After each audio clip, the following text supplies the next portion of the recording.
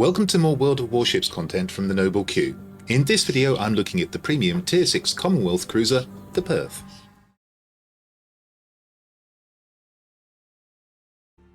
Hello and welcome to another of my occasional World of Warships videos. I'll be talking about the Perth shortly, but before that let me explain where I am in the game. If you're watching in May 2024, I started playing it a little over 5 months ago, with the aim of researching all of the tech tree ships.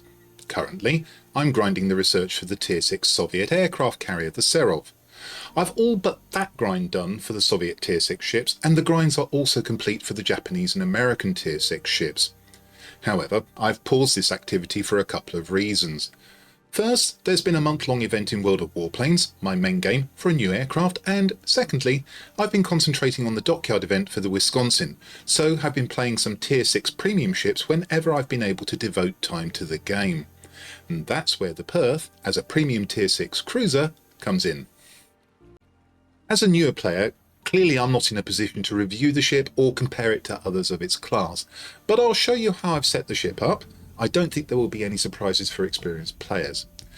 In 3 of the 4 equipment slots I've chosen the recommended equipment, which is main armaments modification here to increase the durability of the ship's armaments, aiming systems modification here with the benefits you can see in the pop-up, and steering gears modification 1 here for a quicker rudder shift and better turns. The deviation from recommended equipment comes with my choice of the damage control system 1 equipment to reduce the risk of flooding and fire.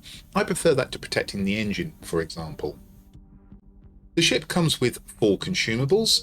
The damage control party, incidentally, until making this video I didn't realise that this consumable prevents torpedoes from homing in on the ship. Hydroacoustic search for improved detection of enemy vessels and torpedoes, and a spotter plane for increasing the range of the main batteries. However, the most important consumable is this crawling smoke generator, which lasts for more than 1.5 minutes, and if you stop the ship, or preferably move it at 1/4 speed, provides excellent cover whilst bombarding enemies. If you can get in a supporting position, for example for your battleships, and remain invisible when raining HE shells on the enemy, happy days.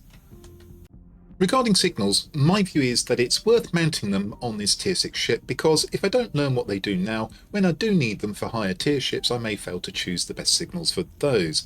Therefore, I have Juliet Charlie to eliminate magazine detonations.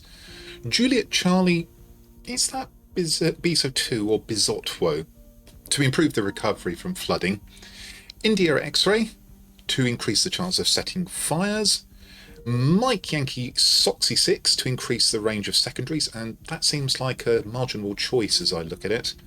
Sierra Mike to increase the speed of the ship, definitely not a marginal choice, and November Foxtrot to improve the availability of consumables. Moving on to the captain, for once I have the prototypical 10 skill point commander, and here I've prioritised getting the 4-point skill concealment to make it 10% harder to detect me. I've skipped over some recommended skills in order to do that, but what I do have is Last Stand to keep the ship moving well even when damaged, Demolition Expert to increase the chance of setting fires, and Adrenaline Rush for quicker armaments reloading as the ship becomes more damaged. Finally, I've added some green economic bonus multipliers in 3 of the 4 bonus slots. I'm not sure why I haven't added one to increase the free XP earnings, and I'll be sure to do that before I play the ship again. That's the overview of how I set the Perth up, and do let me know in the comments if you think there are improvements that could be made. But now, let's see how I did in the battle that you're about to watch.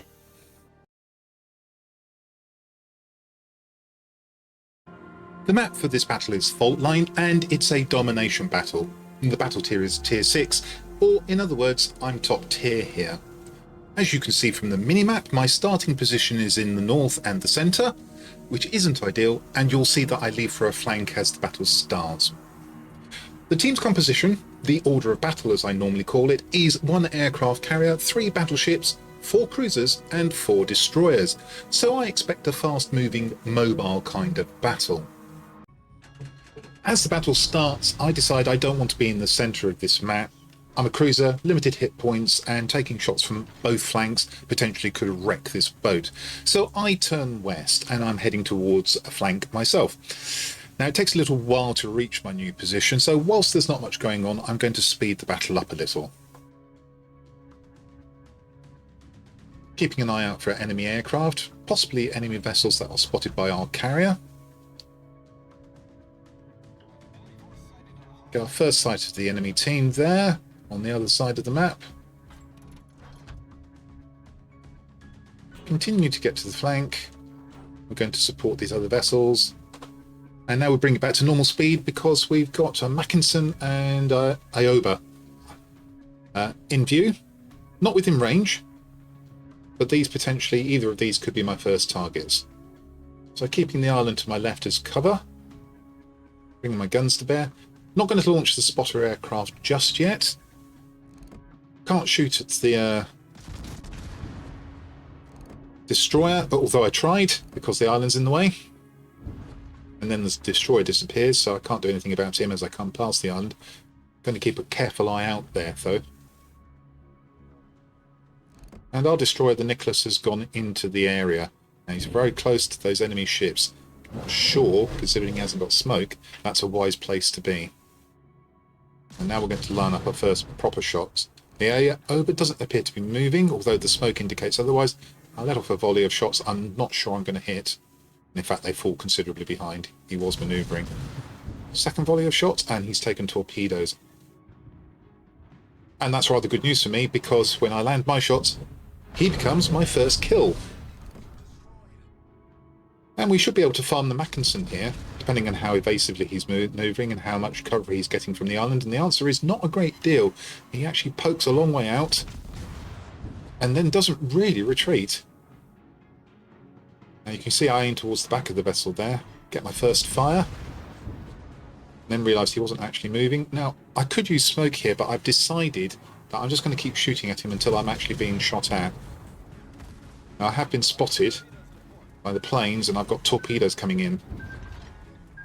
And I get lucky here. Those torpedoes must have been launched by the destroyer that we saw earlier, and they've run out of range.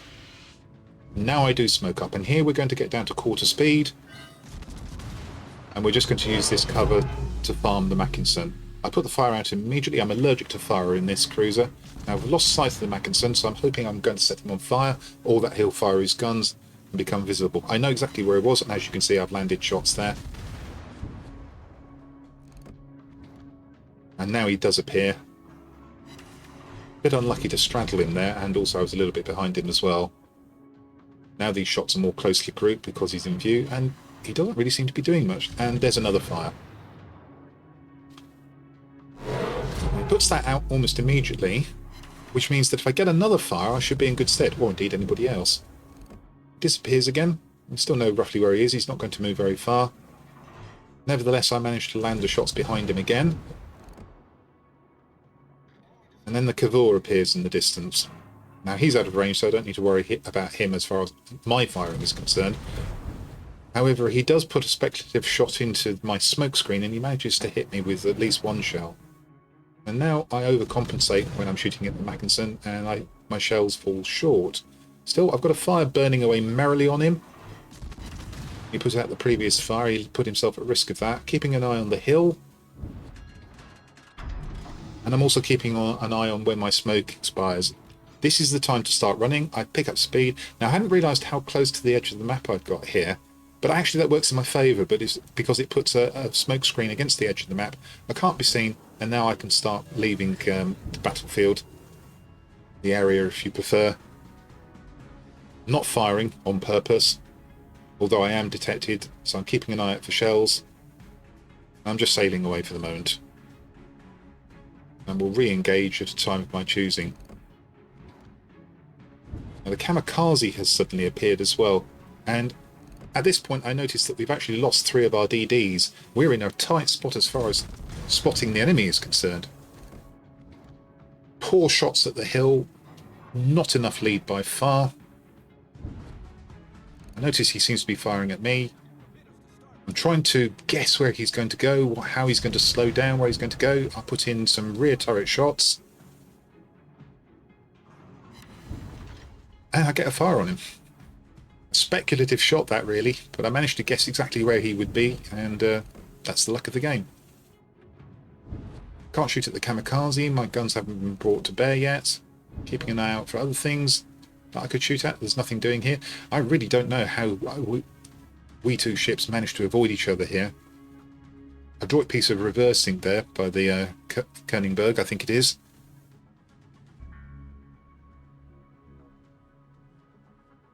Now the New Mexico is sailing up behind the hill, or where he was last seen.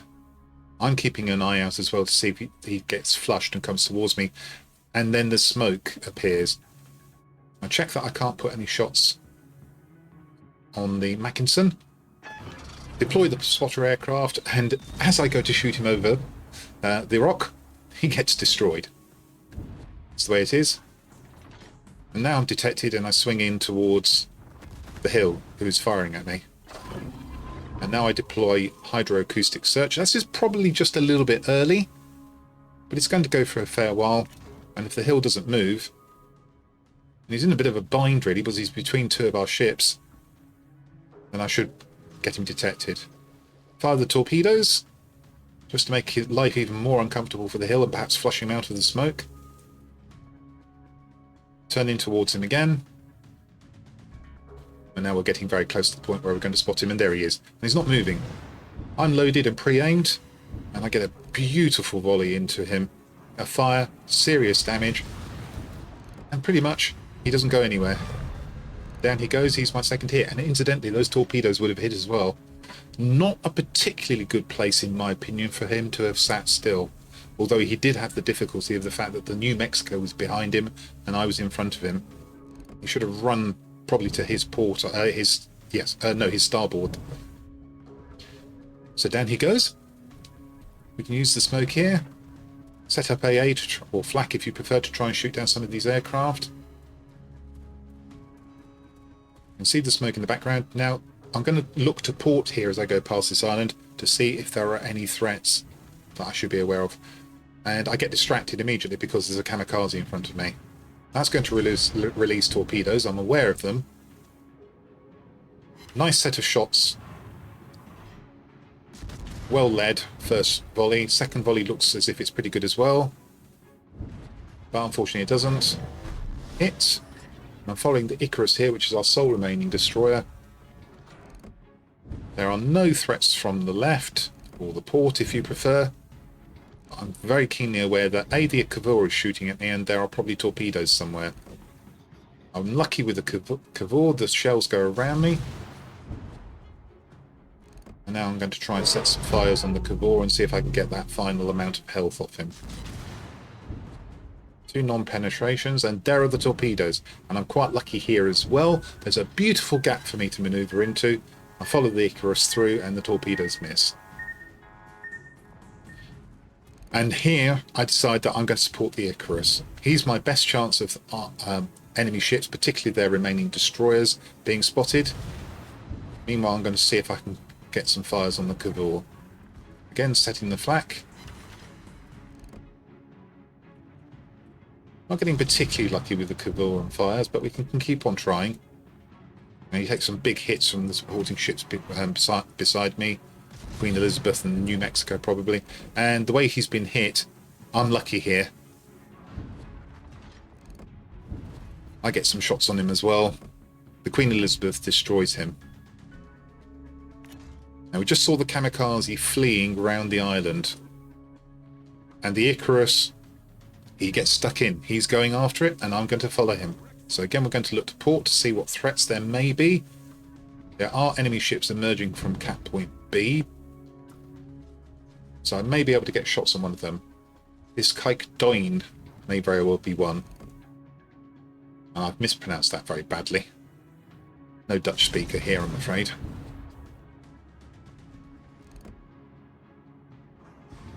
Keep an eye on the destroyer. Get a little bit of a hit on the Kike Doin. And then he takes a massive hit from somebody. And my shells finish him off. And that's my 3rd kill of the game. So I've benefited from being able to, if you like, poach kills from other teammates. But it happens that way sometimes. Now the Icarus has really got stuck in. He's chased down the kamikaze. The torpedoes are nicely split again. Nice hit on the kamikaze. I tried to predict where he's going to be as he disappears into the smoke. Bingo, the 4th kill. Down goes that destroyer. So now they're down to 2 destroyers. We know one of them is well over the other side of the map, so that's no problem for me at the moment. And this brave little Icarus leads me straight into the Fuso. That is not welcome. I fire some HE at it and immediately deploy smoke. Swing to starboard. I need to get my torpedoes off and hope that they connect. A little bit clumsy on speed here. I accidentally sped up for a second, so I had to bring my speed back down again, otherwise I'd exit my smoke.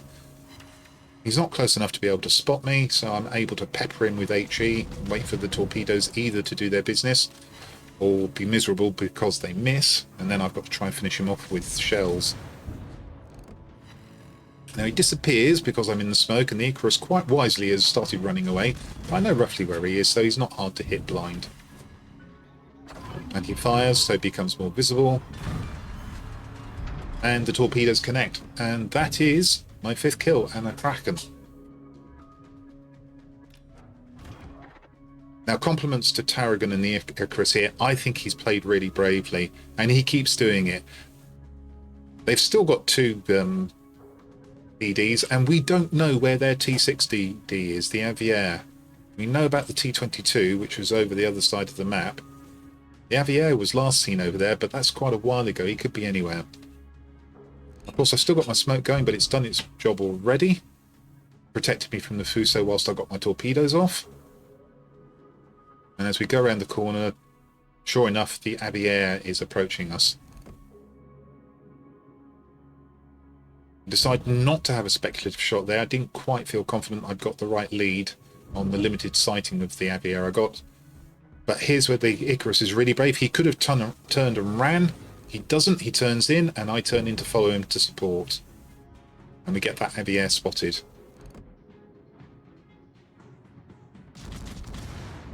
Pretty sure I've got a good lead here.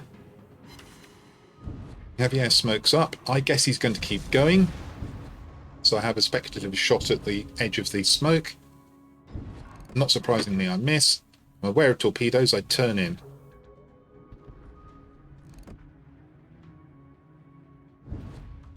Now we're too far away for this hydroacoustic search to spot the Aviaire. I'm beginning to really like this Icarus player. He's smoked up for me. And the Aviaire decided to run for it, and there he appears out of his smoke. A bit hasty with the shots.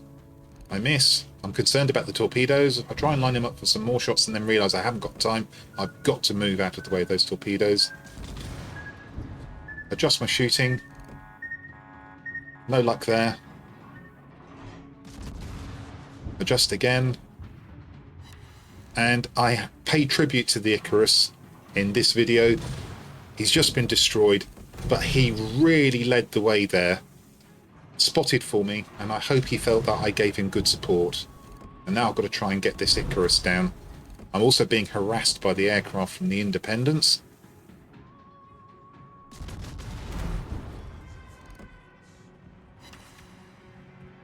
Only slight damage there.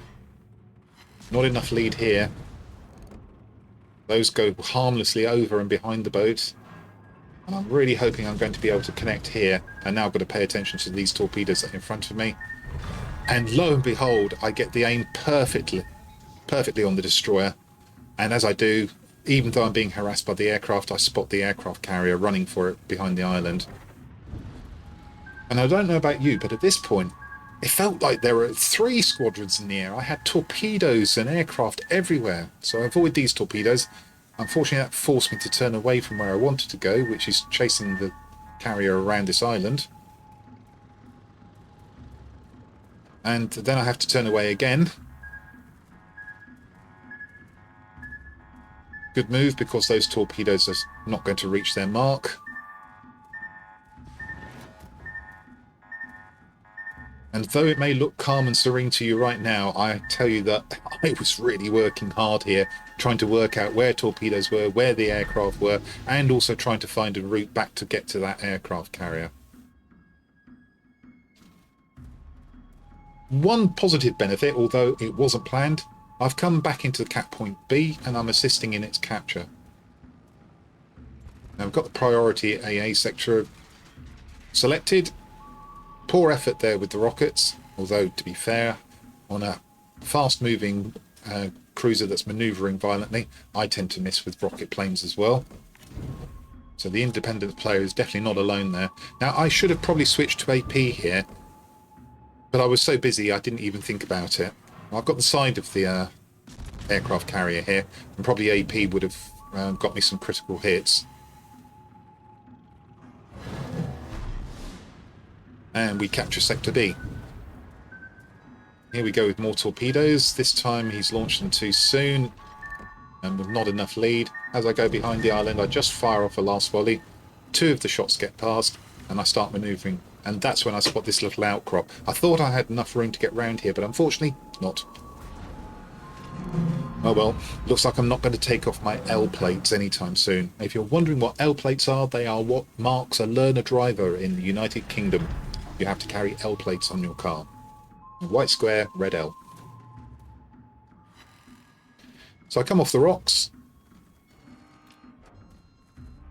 engage full speed and swing round the island.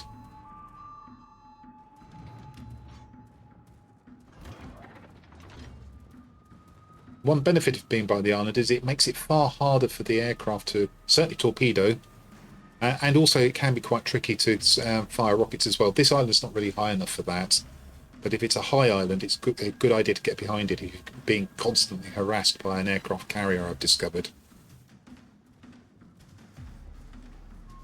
So again, I could have been thinking about AP here, but really I'm thinking torpedoes. That's all that's on my mind. Depends on where we find the carrier. He gets spotted by something else, and he's ideally situated for me. Broadside on. This is going to be absolutely perfect for the torpedoes. I fire some HE shells. Now I begin to line up the torpedoes. He's pretty close, so I can hardly miss. Well, I have done it before. And now I just, whilst I'm waiting for the torpedoes, hopefully to connect, I fire more HE at him. Almost all of his health is gone. And as I fire that final volley, the torpedo goes in and finishes off the aircraft carrier for my 7th kill of the game. And I'm not going to say my heart was beating fast, but the adrenaline was definitely pumping. There's the Kraken, Confederate as well, I think that is. We'll have a look at that. Yes, it is. And a whole host of ribbons. I had my bonuses, economic bonuses running, as I showed you at the start of the video. 785,733. I'm pretty sure that's my record score for credits in a battle. And nearly 90,000 with this Tier 6 cruiser. I'm pretty pleased with that. We look at the team score. I'm pretty sure that this is also a record for me in terms of experience. 2,393. There's the 7 kills. I actually shot down 10 aircraft as well. I was really busy towards the end there. Again, I'm going to compliment the Icarus here. He led the way in the latter half of that battle, and he paved the way for me getting those kills and doing so well. And look at the detailed report. We can just see the damage up there. Swing it across so you can see what I hit. So I hit a lot of ships as well and killed 7 of them as well. Really pleased with that. 3 torpedo hits as well. Not necessarily a thing I'm prioritizing with the Perth, but did well there. And then just to see the credits as well. I hope you won't mind if I say that I was pretty pleased with this battle.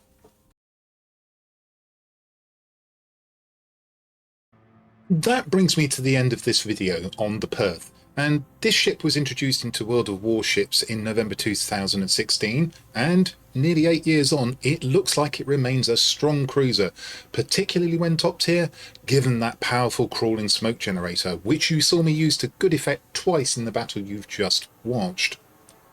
I suspect 7-kill battles don't come along very often, even for experienced players, so I'm delighted, as a player with limited experience, to have got one under my belt, against a full team of human players too. Naturally, given my lack of experience, I'm inconsistent, and there are plenty of battles where I don't pile up the kills and credits, but I hope you'll agree with me that this was a battle worth preserving for posterity. Well, I hope you found that interesting, and that, if you did, you will come and see my future content. Until then, this is the Noble Q, signing off.